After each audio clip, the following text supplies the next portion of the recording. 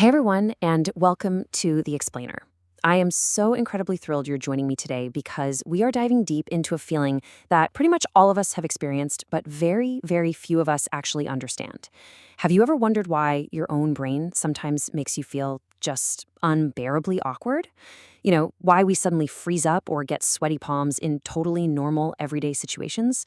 Well, today we're going to look at the evolutionary biology behind all of that. We're going to discover how what feels like this heavy modern psychological burden is actually an ancient, finely tuned survival mechanism.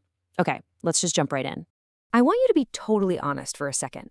Have you ever laid in bed at night just staring at the ceiling, completely agonizing over whether you sounded weird in a perfectly mundane conversation? Or, oh man, maybe you waved back at someone who was actually waving at the person right behind you and you literally wanted the earth to open up and swallow you whole. We've all been there. Maybe you've canceled plans at the last minute or felt your heart absolutely pounding just because a few people looked your way. If any of this resonates, listen to me. You are not alone. And more importantly, you might think this means something is wrong with you, like you're somehow broken. But what if I told you that couldn't be further from the truth? Seriously, social anxiety isn't a flaw. It is a highly effective survival system that literally kept your ancestors alive. We're so quick to view this anxiety as a personal weakness, right? But it's actually a biological program. Thousands of years ago, being rejected by your peers wasn't just, embarrassing. It was incredibly dangerous. And by understanding exactly where this comes from, we can completely rewire how we view our own social fears. All right, so let's look at Section 1, the ancient survival alarm, life 50,000 years ago. Picture the world back then. No sprawling cities, no police forces, no hospitals, and definitely no grocery stores where you could just grab dinner. The environment was harsh, unforgiving, and honestly incredibly deadly. The only reason we survived that brutal landscape was because of the number 150. Early humans didn't make it as lone wolves. They survived in these small, tightly knit, highly interdependent tribes of roughly 30 to 150 people. In these groups, cooperation wasn't just a nice to have, it was absolutely mandatory. Every single person depended on the collective for everything. They hunted together, shared food, protected each other's kids, and literally stood shoulder to shoulder against massive predators. Because the tribe was your entire world, the consequences of messing up socially, they were terrifying. If you got rejected from this group of 150 people, you didn't just lose a couple of friends. You lost your physical protection, you lost your food, you lost your shelter. Being exiled from the tribe meant almost certain death out in the wilderness. So because of those extreme, literal life or death stakes, evolution heavily rewarded the people who cared deeply about what others thought of them. Your ancestors developed this powerful internal alarm system with one overriding rule: do not do anything that could get you excluded. And guess what? That exact same ancient alarm is still living inside your head today. Which brings us to Section 2, the modern evolutionary mismatch, ancient brains in a modern world. So we're basically walking around operating with ancient hardware in a modern world. Imagine one of our ancestors saying something highly offensive around the tribal fire, or doing something that made the group distrust them.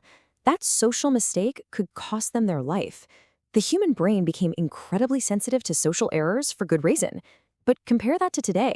If you stumble over your words in a meeting or send a slightly awkward email, the worst outcome is what? A fleeting moment of awkwardness. The legal danger of rejection is completely 100% gone. But here's the catch, and this is wild. Your brain doesn't actually know the danger is gone. Your ancient brain treats completely safe modern situations like literal survival tests. Giving a presentation at work, answering a question in a crowded class, posting on social media, or just mingling at a party, your brain registers all of those as high-stakes tribal evaluations. That is exactly why your palms get sweaty, why your heart beats faster, and why your thoughts race. Your body is physically preparing you to fight or flee from a deadly threat that simply doesn't exist anymore. Your biology just hasn't caught up to modern life. Moving right along to Section 3, the spotlight effect, why we fear judgment. Have you ever forgotten someone's name or maybe spilled your coffee at a cafe and suddenly felt like every single person in the room was staring right at you? Psychologists actually have a name for this, the spotlight effect. It's this psychological phenomenon where you incorrectly assume you are the center of everyone's attention and judgment. And why do we do this? Again, look back at our ancestors. They had to constantly monitor their social standing within the tribe to survive. We inherited that hypervigilance, and it causes us to massively, massively overestimate how much people are scrutinizing us today. But here is a very reassuring truth that you absolutely need to remember. Most people are way too busy worrying about themselves to judge you. Seriously, think about it. They are the main characters in their own lives. They're replaying their own awkward conversations, obsessing over their own perceived mistakes. They really aren't thinking about yours. That glaring spotlight you feel beaming down on you, it's a complete illusion. It is always much, much brighter in your own mind than it is in reality. Okay, let's get into section 4, the avoidance trap, discomfort versus danger. So your brain has one main priority, keeping you alive. It honestly doesn't care if you become confident or successful or popular. It only cares about safety. When you step out of your comfort zone, your brain starts flashing those danger signals. And here is the paradox we all fall into. When you avoid a scary social situation, your brain says, "Phew, good thing we escaped. That must have been a lethal threat." Because it thinks it just saved your life, the fear actually grows stronger for next time. But look at the flip side. Every single time you face that fear, your brain is forced to collect new evidence. It realizes, wait a second, we spoke up and we didn't die. Nothing bad happened. Over time, by facing it, the alarm gets quieter. Confidence isn't born from avoiding what scares you. It is built by walking right through it. So how do we actually do that? Section 5. Rewiring your ancient brain. Building confidence. The good news? You are not stuck with a permanently terrified brain. The most amazing thing about the human mind is that it can physically change and adapt. This is rooted in a scientific concept called neuroplasticity, which is just the brain's incredible ability to change and create brand new neural pathways through positive experiences. This means that every single time you have a safe, positive social interaction, you are literally carving new, confident pathways directly into your brain's architecture. The absolutely crucial part here is to start small and let your brain adapt gradually. Try this exact sequence. 1. Just smile at a stranger. Super easy. 2. Ask a barista or a coworker one simple question. 3. Challenge yourself to speak just one time during a meeting. And 4. Initiate one full conversation. Each of these tiny little successes acts as solid proof to your brain, teaching it a brand new lesson. The modern world is so much safer than our ancient instincts believe. You aren't born with unbreakable confidence, guys. You build it, brick by brick, through repeated action. And that leads us to our final section, Section 6, Courage over Comfort, Your Future Self. I really want you to remember this the next time your heart starts pounding before you have to speak in public or walk into a crowded room. Social anxiety is not proof that you're weak. It's just evidence that your brain evolved perfectly to protect your place in a prehistoric tribe. When you feel that wave of panic, just take a breath and remind yourself, I am not facing exile. I am not fighting for survival. I am simply experiencing an old biological program that no longer matches today's reality.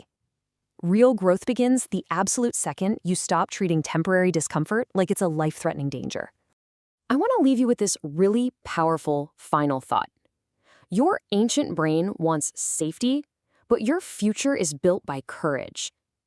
Every conversation you avoid, every meeting where you just stay silent, those are opportunities your future self is going to wish you had taken.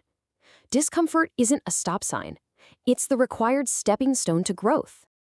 If this explainer helps you understand the fascinating evolutionary forces shaping your behavior in a new way, I am so glad we could share this learning experience today. But before you go, I want to leave you with one final question to really chew on. What specific social situation makes you the most anxious? And looking through this brand new evolutionary lens, why do you think it affects you so deeply? Think about your ancient brain, your triggers, and how you might start rewiring those pathways starting today. Thank you so much for joining me on The Explainer. Stay curious, and I will see you next time.